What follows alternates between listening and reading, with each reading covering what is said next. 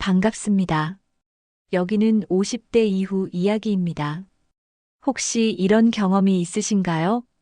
평생 믿어왔던 친구, 가족, 혹은 배우자. 그 사람이 내 마음을 조종하고 있었다는 사실을 뒤늦게 깨닫게 된 순간 말입니다.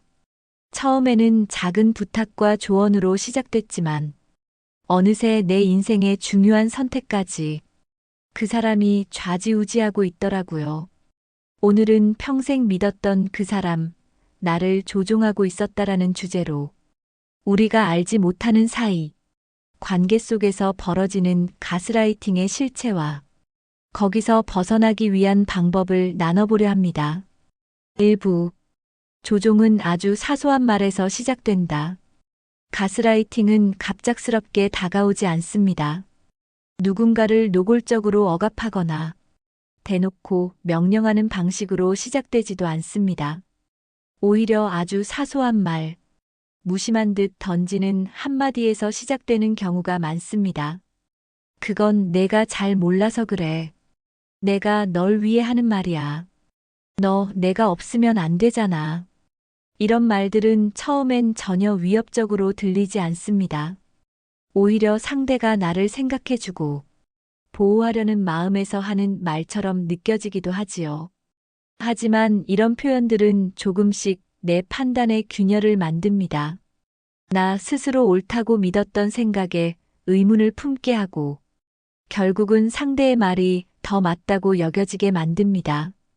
특히 평생을 함께한 배우자, 믿고 의지해온 친구, 혹은 부모나 자식처럼 가장 가까운 관계에서 이런 말이 나오면 그 힘은 배가 됩니다. 우리는 저 사람이라면 나를 진심으로 아끼고 있겠지라는 믿음 때문에 그 말들을 의심 없이 받아들이게 됩니다. 그리고 시간이 흐를수록 내 인생의 중요한 선택조차 상대의 의견을 따라 하게 됩니다. 내가 원하는 것이 무엇인지보다 그 사람이 원하는 것이 무엇인지를 먼저 생각하게 되지요. 가스라이팅은 이렇게 상대방의 마음의 작은 불신과 의존심을 동시에 심어주는 방식으로 다가옵니다. 겉으로 보기에 그 말은 조언이고 배려처럼 보입니다. 하지만 그 속에는 내가 혼자서는 판단할 수 없다는 메시지가 숨어 있습니다.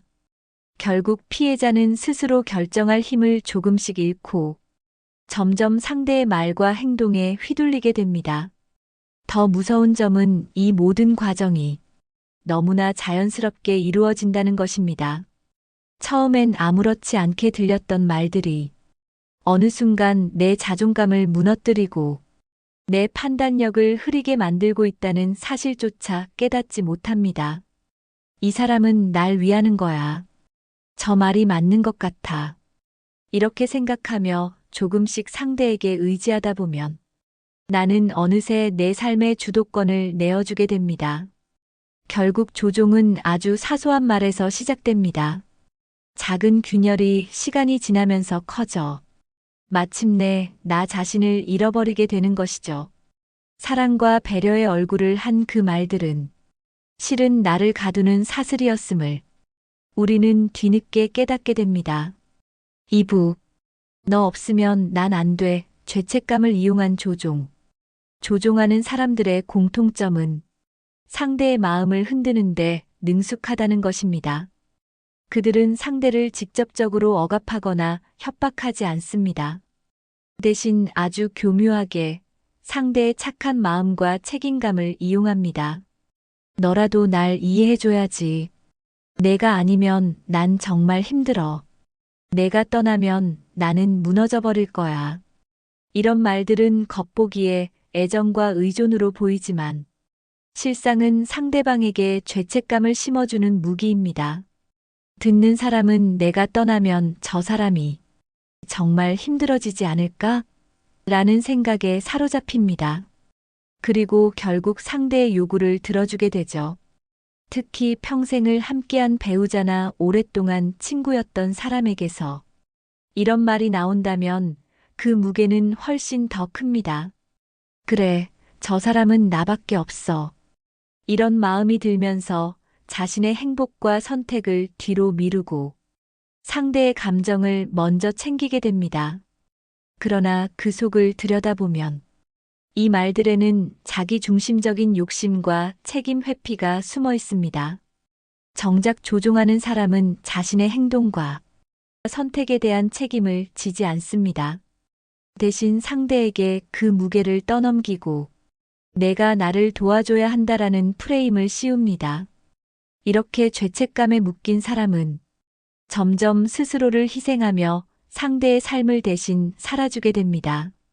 자신의 행복은 점점 작아지고 결국은 내가 아니면 안 된다는 착각 속에서 상대에게 종속된 삶을 살게 되는 것이지요. 무서운 점은 이런 관계에서는 피해자가 오히려 내가 그 사람을 떠나면 나쁜 사람이 된다고 느낀다는 것입니다. 그 죄책감이 점점 커질수록 상대의 요구를 거절하지 못하고 자신의 삶마저 내어주게 됩니다. 하지만 우리는 반드시 기억해야 합니다. 누군가의 행복을 위해 나를 희생하는 것이 사랑이 아닙니다. 상대의 무게를 대신 짊어지는 것이 아니라 서로가 각자의 삶을 책임질 때 비로소 관계는 건강해진다는 사실을요. 3부. 깨달음은 늘 늦게 찾아온다. 가스라이팅의 무서운 점은 그 과정이 너무 서서히 이루어진다는 데 있습니다. 처음에는 그저 사소한 조언으로 들렸고 나를 걱정해주는 말처럼 느껴졌던 그 한마디 한마디가 언젠가부터 내 삶의 모든 선택을 바꾸고 있었다는 사실을 우리는 아주 늦게서야 깨닫게 됩니다. 어느 날 문득 마음 깊은 곳에서 질문이 올라옵니다. 왜 나는 이 관계에서 늘 죄인처럼 살아야 하지? 내가 하고 싶은 일은 언제부터 이렇게 사라져버린 걸까? 뒤돌아보면 내가 내린 결정이 아니라 상대의 말에 따라 행동했던 일이 훨씬 많습니다. 내가 좋아했던 것들은 하나씩 사라지고 내가 웃을 수 있는 시간은 점점 줄어들었습니다. 더 무서운 건 그때까지도 내가 조금 더 이해해주면 되겠지. 저 사람이 이렇게까지 말하는 데는 이유가 있겠지. 라며 스스로를 설득해왔다는 사실입니다. 하지만 그 순간 한 가지 진실이 마음을 후벼 팝니다. 나는 평생 믿었던 그 사람에게 조종당하고 있었다는 사실. 그 깨달음은 언제나 늦게 찾아옵니다. 오랜 세월 쌓인 신뢰와 추억이 있기에 차마 의심하지 못했던 그 시간들이 오히려 내 발목을 붙잡아왔던 것이지요. 그제야 알게 됩니다. 사랑이라 믿었던 많은 말과 행동이 사실은 나를 지배하기 위한 도구였다는 것을. 그리고 그때부터 나는 이제야 비로소 내가 얼마나 오랫동안 내 인생의 주인이 아니었는지를 깨닫습니다. 그 깨달음은 너무 늦었지만 동시에 새로운 시작의 신호이기도 합니다. 4부. 벗어나려면 단 한 번의 용기가 필요하다. 가스라이팅에서 벗어나는 길은 쉽지 않습니다. 하지만 반드시 기억해야 합니다. 벗어나기 위해 필요한 것은 거창한 용기가 아니라 단 한 번의 결심입니다. 그 결심은 이렇게 시작됩니다. 나는 더 이상 조종당하지 않겠다. 내 인생의 주인은 나 자신이다. 이 말을 스스로에게 단단히 새기는 순간부터 조금씩 상황은 달라집니다. 상대의 말에 무조건 동의하지 않고 작은 것부터 내 판단을 되찾아오는 연습을 하는 것입니다. 처음에는 두려움이 큽니다. 그 사람의 반응이 무섭고 혹시 내가 나쁜 사람이 되는 건 아닐까 하는 죄책감이 따라옵니다. 하지만 그 두려움을 넘어서는 단 한 번의 행동. 그것이 진짜 자유를 향한 첫걸음입니다. 그 용기는 꼭 대단한 것이 아니어도 됩니다. 대화를 조금 줄이는 것, 거절의 말을 한번 해보는 것, 내가 원하는 선택을 한번 해보는 것, 그 작은 변화들이 모여 점점 상대의 영향력에서 벗어나게 만듭니다. 그리고 중요한 것은 스스로를 인정하는 것입니다. 나는 누군가의 꼭두각시가 아니다. 내 행복은 내가 지켜야 한다. 이 믿음을 갖게 되는 순간부터 그동안 무겁게 짓눌러왔던 죄책감과 두려움이 조금씩 사라집니다. 벗어남은 단 한 번의 결심으로 시작됩니다. 그리고 그 결심은 여러분이 오랫동안 빼앗겼던 자유와 존엄을 되찾는 가장 강력한 무기가 됩니다. 5부. 나를 되찾는 연습, 그리고 새로운 삶. 조종에서 벗어났다고 해서 모든 것이 하루아침에 달라지지는 않습니다. 오랫동안 상대에게 의존했던 습관과 스스로를 믿지 못하게 된 마음은 쉽게 사라지지 않기 때문입니다. 하지만 중요한 건 이제부터 나를 되찾는 연습을 시작하는 것입니다. 아주 작은 선택부터 시작해 보세요. 오늘 내가 먹고 싶은 음식을 스스로 고르고 내가 입고 싶은 옷을 직접 선택하는 것처럼 사소한 일에서부터 내 판단으로 결정하는 연습을 하는 겁니다. 처음에는 어색할 수 있습니다. 하지만 조금씩 내 선택이 쌓이면서 나는 나를 믿어도 된다는 확신이 생기게 됩니다. 이 과정에서 또 하나 중요한 것은 나를 존중하는 사람들과 관계를 새로 맺는 것입니다. 내 의견을 존중해주는 사람들, 내 선택을 지지해주는 사람들과 함께할 때 비로소 진짜 나다운 삶을 되찾을 수 있습니다. 그리고 무엇보다 스스로에게 친절해지세요. 그동안 놓쳤던 나의 행복과 시간을 이제부터는 내가 직접 챙겨야 합니다. 나는 내 인생의 주인공이다. 이 말을 매일 마음속으로 되새기며 조금씩 앞으로 걸어가 보세요. 그 길 끝에는 누구의 눈치도 보지 않는 온전한 나만의 삶이 기다리고 있을 것입니다. 가장 중요한 건 내가 내 삶을 다시 선택할 수 있다는 믿음입니다. 그 믿음을 갖는 순간 여러분의 인생은 새롭게 시작됩니다. 나를 되찾는 용기, 그것만이 답이다. 평생 믿었던 그 사람에게 조종당했다는 사실을 깨닫는 순간 우리는 깊은 배신감과 허무함을 느낍니다. 내가 왜 이렇게까지 살아왔을까?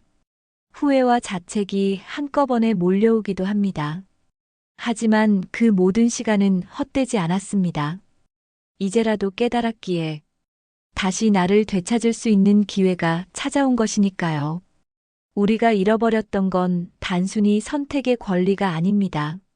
자존감, 행복, 그리고 내 인생에 대한 주도권이었습니다.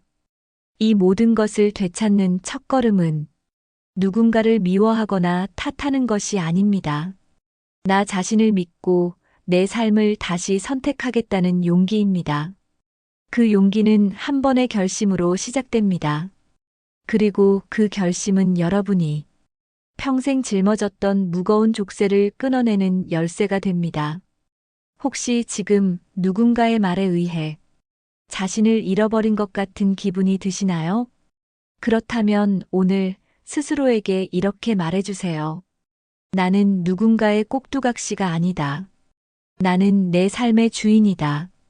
그 한마디가 여러분의 인생을 완전히 바꾸는 첫 시작이 될 것입니다. 이 이야기가 지금 이 순간에도 자신의 마음을 되찾기 위해 용기를 내고 있는 누군가에게 작은 힘이 되길 바랍니다. 여러분, 용기는 멀리 있지 않습니다. 바로 지금 여러분 안에 이미 존재하고 있으니까요. 오늘도 함께 해주셔서 감사합니다. 이야기가 마음에 와 닿았다면 구독과 좋아요는 영상을 만드는데 큰 힘이 됩니다. 감사합니다.